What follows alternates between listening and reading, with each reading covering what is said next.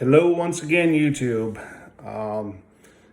If you're subscribed to the channel, you'd seen my videos of where I had my recent trip to Hatfield McCoy, and the YXZ, so abruptly named Almond Joy, had issues out there, and it was essentially a bust for this YXZ.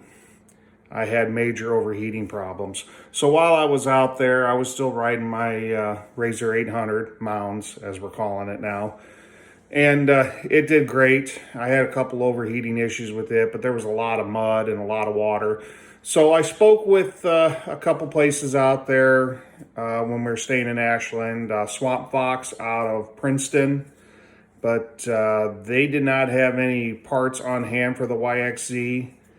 They did get me in contact with a gentleman that actually I was talking to on YXZ Addicts Forum, that on like bleeding the system and stuff to look for. And Wild Willie's outside of Ashland, I spoke with him, and he was like, he's never seen a water pump or a thermostat ever go out on a Yamaha.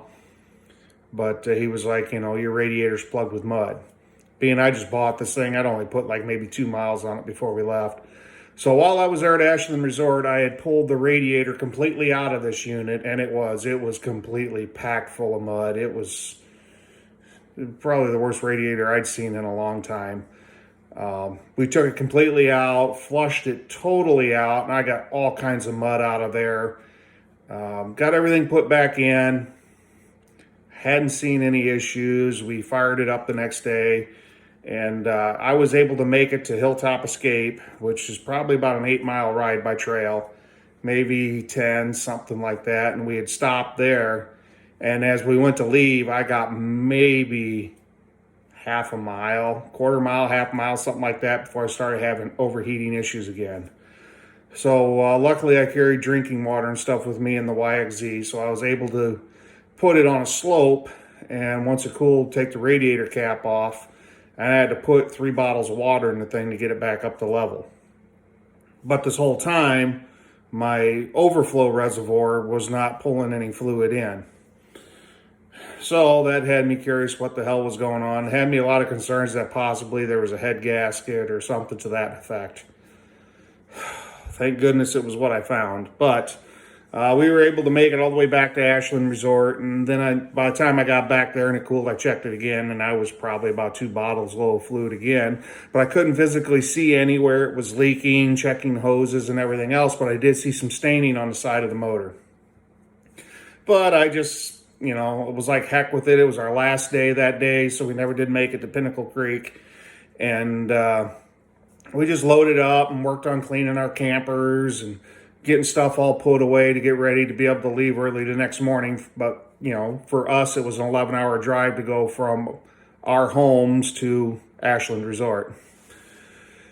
Got home, I was looking it over again. I had cleaned it before I left, and I could see the staining on the motor, and I was able to reach my hand under the thermostat housing, and I had antifreeze on my hand. Nothing was dripping on my trailer. I didn't see anything dripping into the skid plate, but you could see it was wet, where all the mud had dried from driving down the road, but I could see it was wet. And I guess here's a clip of what I found. And luckily that's all it was, but if you got one of these YXZs, I would change this part first chance you get before you ever run into the same issue. Why Yamaha did that, I don't know. I had never been a major Yamaha guy in the past, but I've had a couple Yamahas, and, you know, every brand has their quirks. I'm not a brand specific kind of person. It's like, you know, I like the YXZ. I like the way it looked. I love the sound of it, and I love the idea of being able to shift. Being a, you know, older generation, I learned on manual transmissions. I loved them.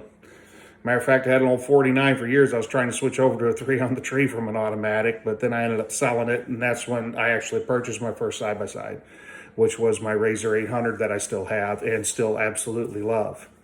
I had a great time out there on that thing. Yeah, I guess we'll get right to it, and you can see what I found.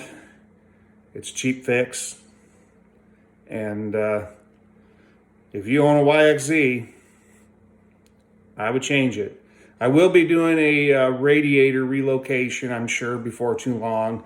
I did see they sell radiators on eBay. Monster radiators, got the dual fan that's supposed to be for the 2018 and up. I'm thinking about maybe even just purchasing one of those, so to have the bigger radiator and mount that in the back instead of just relocating the stock one back there. Hell, if I'm going to do it, I might as well go with the bigger radiator. But that'll be coming yet. Just like I got to do brakes. I could hear the brakes are squeaking a little bit, and my e-brake wasn't working at all, so I don't think there's any pads left on it. So, and then I'll also be doing a couple videos here with a post-trip inspection on the Razor.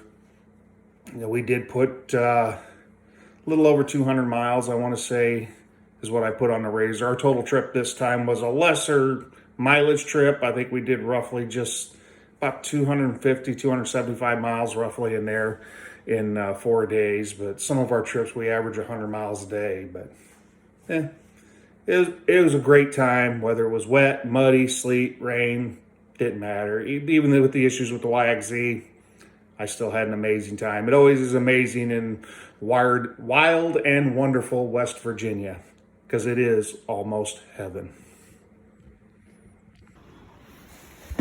What's up, YouTube? Quadzilla here again, and I'm out here looking at old Almond Joy, the YXZ, and as many of you seen in my previous video, my recent trip out to Hatfield McCoy was a bust for the YXZ because I had overheating issues. I couldn't get very far before it would just overheat, and one of the points I even had to trailer it back to the, or have it towed back to the resort. Well, I started tearing into it, and after getting back, I reached my hand under the thermostat housing here on the trailer, and it was wet, and I could see streaking on the motor. This is what I found. You can see the warpage in the cap. For some reason, Yamaha thought it was a good idea to put plastic caps on these things. Oh, sorry. This end, it's actually got a crack in it right there. But look at that. How melted, corroded, whatever the hell you want to call it, it is. It's like completely destroyed. And it had a pinhole in it, even back here, that went all the way through the cap. So needless to say, I debated on replacing this piece too, but technically doesn't need it. I just wanted to be able to add a temperature gauge. But, you know, on the short term, gave Weller Racing a call. They had these billet caps for 60 bucks. They make a billet housing, but this will go on there, eliminate all my issues, and then that'll tell me if that's actually what's going on causing my overheating or not. But orders over 100 bucks, you get free shipping. Smog delete kit. Ended up being $105 for the pair, and then I didn't have to pay shipping or order just the cap, pay shipping. Ended up being about a $20 difference. So for $20 more, I can do the smog delete. I'm not going to do videos of installing these, but I will do a short video afterwards, and I'll go ahead and combine them on my computer so you can see the after effects of what's done. But yeah, looks like a nice quality billet cap. You just got to take your O-ring off of your existing one right here and put it on there, and hopefully that fixes this thing.